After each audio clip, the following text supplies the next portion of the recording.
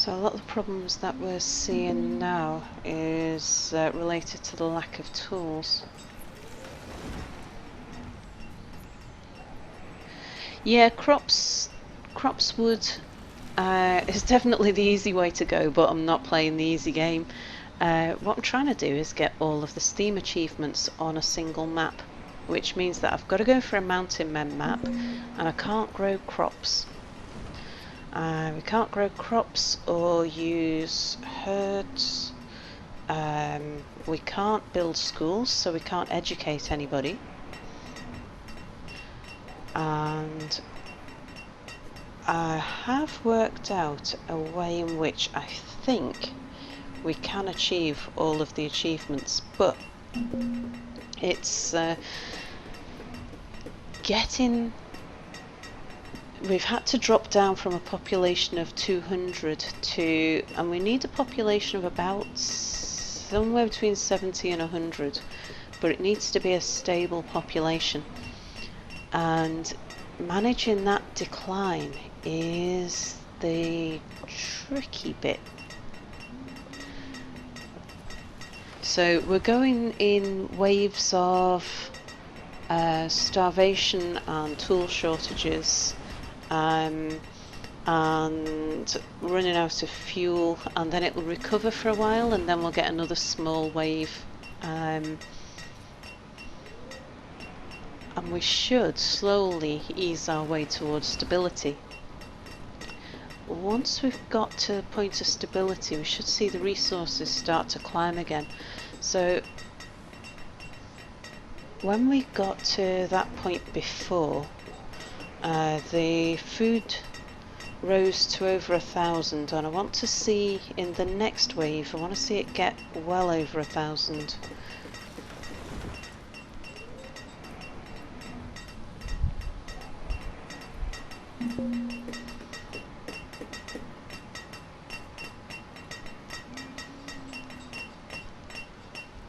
What does my name mean?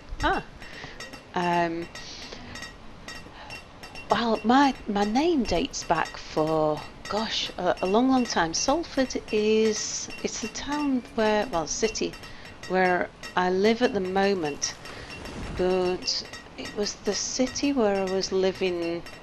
Gosh, when did I get the name Salford Sal? It was 10 years ago? No, more than 10 years ago. I was quite an early, not an early adopter, an early visitor to the internet, and I, a long time ago, many years ago, when there was very few people on things like, when there was very few forums, in fact, I was part of, I was on a forum where people named themselves after the city in which they were based, and at that time, back then, I was in Salford, and so I gave myself the name Salford, and I was talking to like someone called London and someone called Birmingham and someone called Philadelphia, and then as the internet grew and forums became more common and you needed a bit more of a descriptive name, people had started shortening Salford to just Sal. So I ended up with the name Salford Sal. And it just sort of grew and stuck over the years.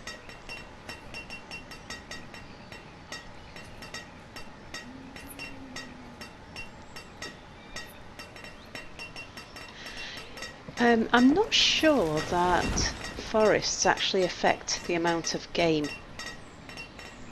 They definitely affect the amount of food that you can gather, but I think game is affected by the amount of buildings. I know that.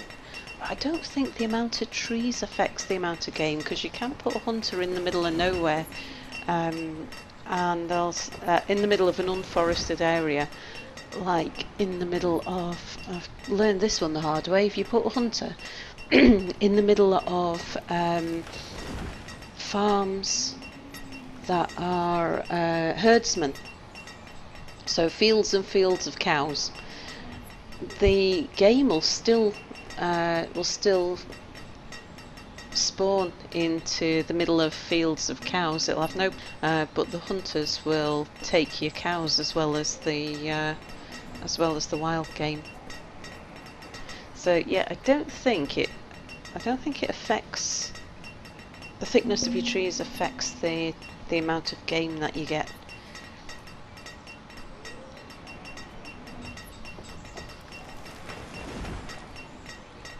Okay, so we're going through.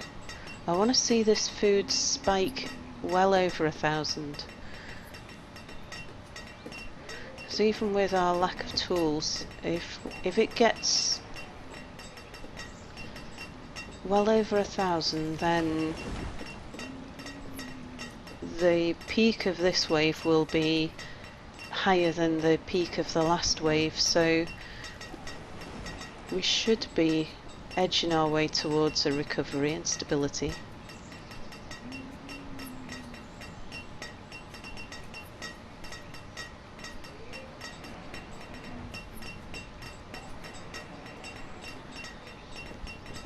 Of course, the problem we've got now is that these guys are becoming so inefficient as miners because they don't have any good tools. Have I got both of them on iron tools? Yeah, I have. Alright, let's pull these guys off coal and we'll put them on iron, and then everybody can heat their houses with firewood instead. We've got 2 woodcutters, so it shouldn't be a problem.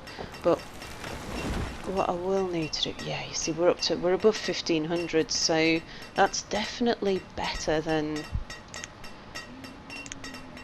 the previous peak.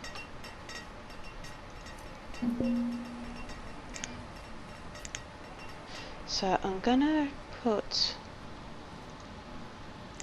the foresters back onto both cut and plant. We will need to start putting foresters back to work again.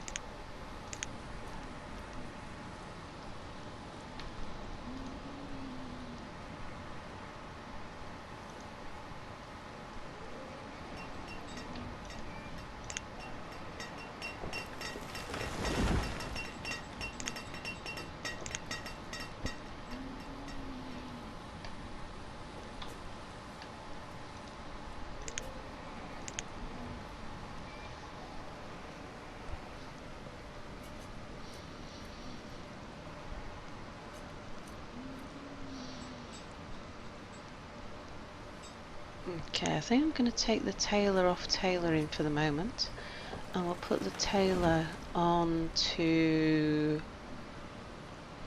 what was I thinking, forestry.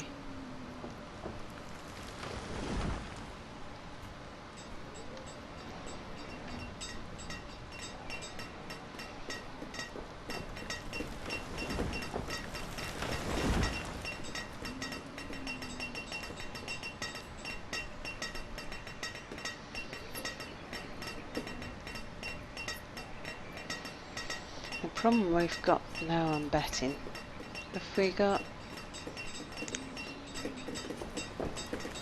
once the blacksmith runs out of tools, then we're in real trouble, because the blacksmith, if they run out of tools, then they can't make tools as fast as other people use them.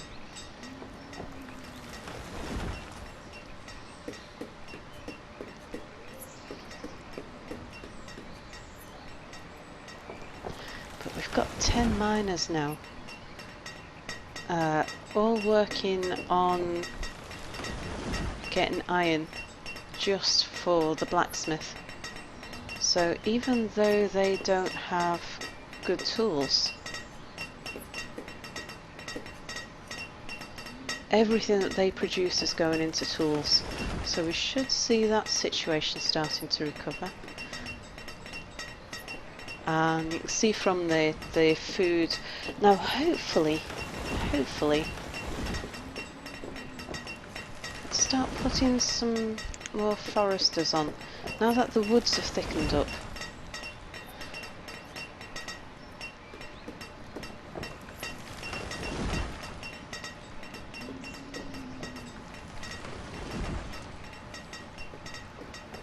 We should be able to keep the food. I mean, it'll go up and down in waves, and we should now. Well, I mean, I'm expecting that this was the top of the peak. We should start seeing problems again, so we'll start seeing more people dying off soon, but maybe we might not have another starvation wave. We might see food dropping really low, but it might be that it doesn't drop so low that people starve this time. Let's get more foresters.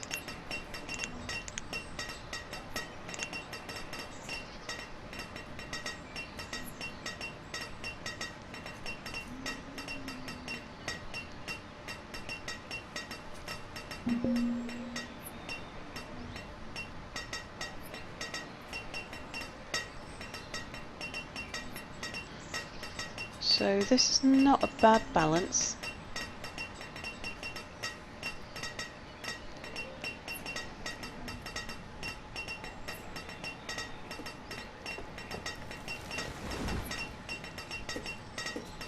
Let's have a look. So Redguard has said have a good amount of wood and trade, bet on the woodcutter and trade. Yeah, it's I know that firewood is an excellent commodity to trade. The problem is I can't trade yet. There's a Steam achievement which is it's called Isolationist, and to achieve Isolationist you can't trade, you can't have a trader until you've reached a population of 400. Now this map can't sustain 400, and I want that achievement on this map. So the strategy that I'm playing, once we've recovered a stable position and all of these villagers have got their tools back, is I'm going to build up a food reserve. And I want to build up a massive food reserve, and then once we've done that we'll grow the village really fast. So that's what all these little symbols, the axe and the pickaxe, are on all the houses, is because I kicked all the people out of them. So these houses are actually wooden houses waiting to be upgraded, which means that nobody can live in them. So as soon as we've got a massive enough food bank that we can grow the population to 400, which won't be sustainable, but we should be able to get there, then what I'm going to do is build a mass of wooden houses.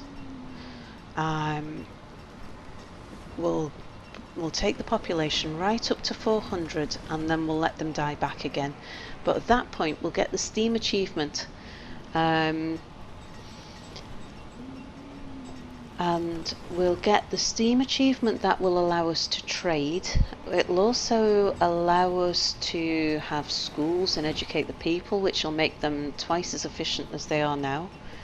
We'll be able to grow crops as well. So at the moment we're getting by with just hunter-gatherers and fishers, and the population's uneducated and we can't have a trader, so times are a bit tough.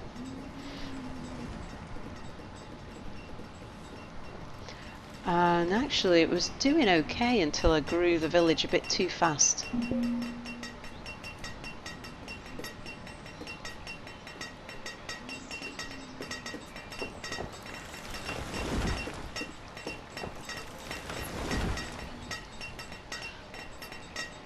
So when we had the village at about 100 people, and it was fine, it was sustainable, it was ticking over quite nicely.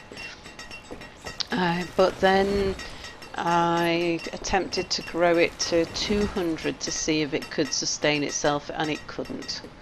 So we couldn't bring in enough food to sustain a population of 200 people.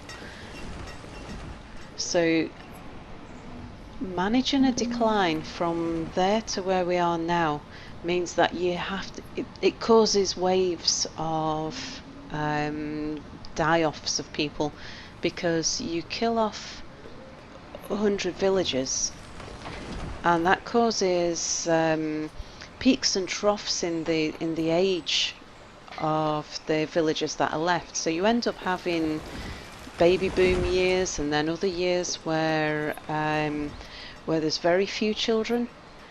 And of course, children are good for sustaining the future of your village, but they don't half take some feeding.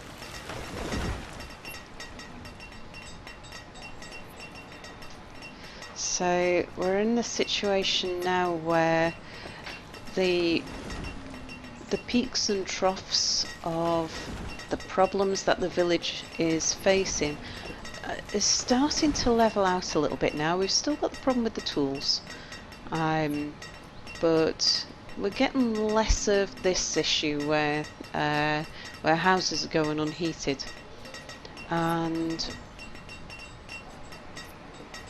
the food, we haven't seen a real drop in food for a while, so it's slowly creeping up out, but it's going to take a number of years before all of these problems are resolved and we reach a point of stability. And I actually think we're going to have to put a few people in the mines as well as some more foresters.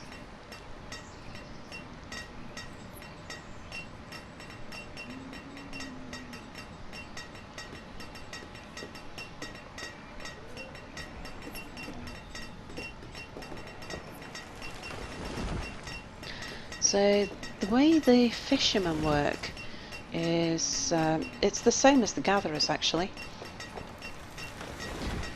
They collect the food where they are, and then they take the food that they've collected, they take to a storage barn, and then the labourers move the fish between the storage barns, and then the villagers take the food from the storage barn and put it in their house.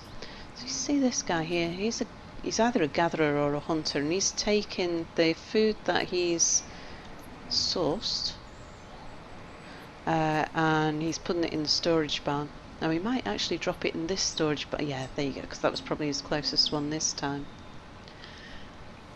And then as the house runs out of food, they'll go to a storage barn and they'll collect food and they'll stock up the house. And then as a person gets hungry, they'll go to their house and collect food from there. So it's a multi-stage process. Now what happens when you get to a point where people starve? That cycle breaks down. So instead of a fisherman collecting fish and putting it in the barn, they'll focus on going to and from their house to get food, and to and from the barn to stock up their house, and the last priority will be to get more fish. So they do a thing I've heard called the starvation dance, where they'll have one fish in their house and they'll go and get that one fish, and then they'll walk back to the dock, they'll eat the fish, and then they'll go back to their house again. And then they'll see that there's a fish in the barn, so they'll go to the barn and then they go back to the house. And at no point do they actually go and catch a fish. They just wander to and from their house and the barn trying to find food. And if a barn over here has a fish in it, then they'll walk all the way here to get a fish, and they may even freeze en route.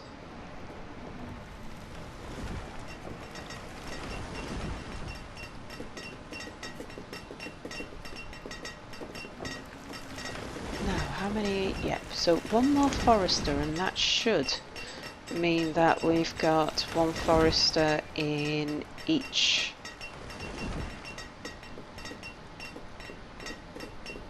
The forests are quite recovered now, but we need to make sure that we keep the log supplies up to keep the woodcutters supplied, because our supply of logs was starting to drop a bit there.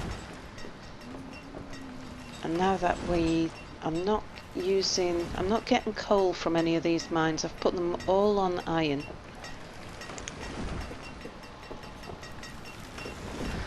Because our miners haven't got the right tools, so they're working very inefficiently. I need them just turning out iron to keep the blacksmiths in supplied with the iron that they need to make more tools. And they should slowly fight their way back. But what we will do is increase the number of miners slowly as well.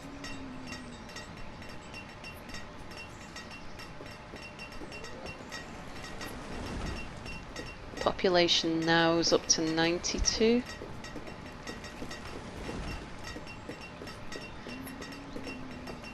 I don't want it to get higher than that, because any higher than that we wouldn't be able to feed them with the amount of resource gathering that we've got at the moment. And I want to see this, I want to keep our stockpile growing.